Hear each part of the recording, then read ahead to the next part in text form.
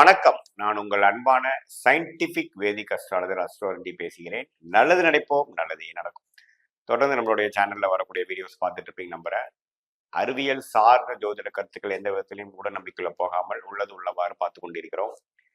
எப்படி நம்மளுடைய போன ஜென்ம கூட்டு கர்மா இந்த ஜென்மத்துல நல்ல ஒரு பலன்களாகவும் தீய பலன்களாகவும் உருவெடுக்குது. அதுக்கு ஜோதிடம் என்று சொல்லப்படுகிற அந்த ஜோதி வெளிச்சம், ஒளி ஒளி தத்துவம் எப்படி அது செயல்படுகிறது. கடவுள் நம்மளுடைய கர்மாவை நமக்கே திரும்பி ஒரு நல்ல பலன்களாகவும் தீய பலன்களாகவும் எப்படி பூமரேங் மாற செயல்படுத்துறார், அது ஜோதிட சாஸ்திரம் எப்படி வேலை செய்யுது அப்படிங்கிறத நம்ம நல்லாவே பார்த்து கொண்டு இருக்கிறோம்.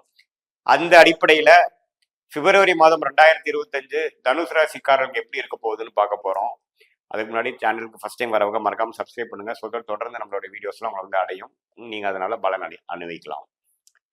சரி, இப்போ பிப்ரவரி 2025 தனுசு ராசிக்கு எப்படி இருக்கும் போதுன்னு பார்க்கும் பொழுது, ஆண்டு கிரகம் என்று சொல்லப்படுகிற குரு, ராகு, கேது, சனி எந்தவித மாற்றமும் இடம் மாற்றமும் பெயர்ச்சியும் பிப்ரவரி மாதம் 2025 பெறப்போறது இல்லைங்கிறது நீங்க தெரிஞ்சுக்கணும். மார்ச் 29ஆம் தேதி சனியும், ராகு கேது ஏப்ரல் மே, குருவும் ஏப்ரல் மே அந்த மாதிரி டைம்ல தான் பெயர்ச்சி பெறுகிறார்கள். ஸோ பிப்ரவரி மாதம் அதே அந்த ஆண்டு கிரகங்கள் நீடித்திருக்கிறார்கள் தெரிஞ்சுக்கணும். தனுசு ராசியோட அதிபதியாகிய குருவே 6ஆம் இடத்துல ரிஷபத்துல இருந்து 12ஆம் பாவத்தை பார்த்து, 2ஆம் பாவத்தை பார்த்து 10ஆம் பாவத்தையும் பார்க்கிறார். ஸோ இது எப்படி கொடுக்குதுன்னா, 12ஆம் பாவத்தை கனெக்ட் ஆகக்கூடிய குரு பார்த்தீங்கன்னா விரயங்கள், திடீர்னு சுப விரயங்கள், வருமானத்துக்கு மீறின செலவுகள், குடுக்கல் வாங்கல், ஒரு இடத்தை வித்து ஒரு இடம் வாங்குறது, வண்டி வாகனத்தை புதுப்பிக்கிறது, அது மாதிரி நிறைய செலவுகள் செய்யக்கூடிய ஒரு மென்டாலிட்டி, ஒரு சம்பவங்கள், ஒரு வாழ்க்கை அமைப்புகள் கொடுக்கக்கூடிய அமைப்புகள் நீடித்து இருக்குதுங்க. அது பிப்ரவரி மாதமும் அதுக்கும் பொருந்தும், அதே விஷயத்துக்கு பொருந்தும். சனி 3ஆம் இடத்துல இருக்கிறது அருமையான விஷயம். வேலை பளு குறைவா இருக்கிறது. கொஞ்சம் வேலையில இருக்கிறவங்க, தொழில் இருக்கிறவங்க கொஞ்சம் செட்டிலான ஃபீலிங்ல இருப்பாங்க, பெரிய முயற்சிகள் செய்யாம இருப்பாங்க. சனி 4ஆம் இடத்துக்கு வரும்பொழுதுதான் அடுத்த லெவல் ஆஃப் டெவலப்மெண்ட், அடுத்த லெவல் ஆஃப் முயற்சிகள் கொடுக்கக்கூடியது. ஸோ இன்னுமே சனி 3ஆம் இடத்துல இருக்கிறது ஒரு நல்ல விஷயம்தான். ஒரு ஹனிமூன் பீரியட் கண்டினியூ ஆகக்கூடிய அமைப்பு தான். அதே சமயத்துல செவ்வாய் 7ஆம் இடத்துல ராஜயோகாதிபதியாக இருக்கிற செவ்வாய் 7ஆம் இடத்திலே நீடித்திருக்கிறார். மிதனத்திலேயே முழுசாக மாதம் முழுவதும் இருக்கிறாருங்கிறது கொஞ்சம் இல்லற வாழ்க்கை, நண்பர்கள் விஷயத்துல கொஞ்சம் கேர்ஃபுல்லா இருக்கணும். நம்ம அடுத்தவங்களுக்காக எடுத்து வச்சு பண்றது அது மாதிரி விஷயங்கள் இல்லாமல் அப்பப்போ கொஞ்சம் கோபதாபங்கள் வர்றதும், கருத்து வேறுபாடு வருவதும், இம்பல்சிவா சிலது பண்றதுங்கிற மாதிரி இருக்கும். கொஞ்சம் எமோஷன்ஸை கண்ட்ரோல் பண்ணி பொறுமையா இருக்கக்கூடிய அமைப்புகள் நீங்க கல்டிவேட் பண்ணிக்கணும். அதை நான் கேட்டுக்கிறேன். அதே சமயத்துல ராகு 4ஆம் இடத்திலும் கேது 10ஆம் இடத்திலும் குரு பார்வை பெறுகிறார்.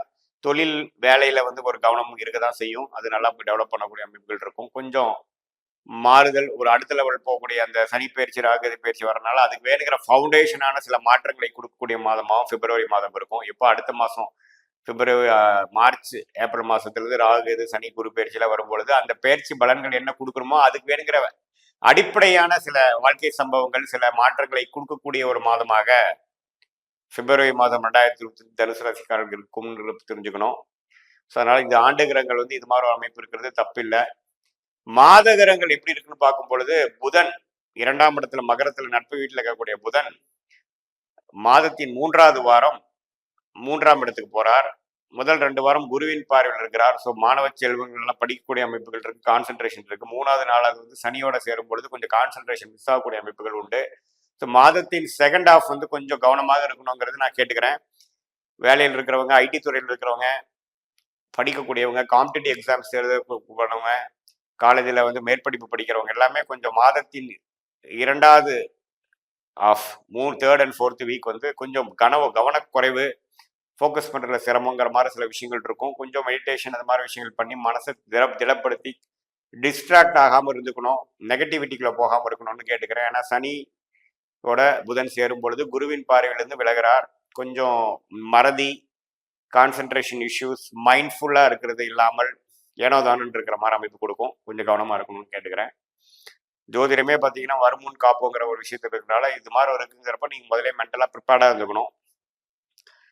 அப்புறம் பார்த்தீங்கன்னா சூரியன் மாசி மாதம் பிறக்கும் பொழுது மாதத்தின் செகண்ட் ஹாஃப்ல 3ஆம் இடத்துக்கு போய் 9ஆம் இடத்துக்கு கனெக்ட் ஆகிறது நல்ல விஷயம். பாக்கியம், தந்தையார் வழியில சில சொத்துக்கள், சில மம்பு வழக்குகள்லாம் கொஞ்சம் பாசிட்டிவா வரக்கூடிய அமைப்புகள் உண்டு.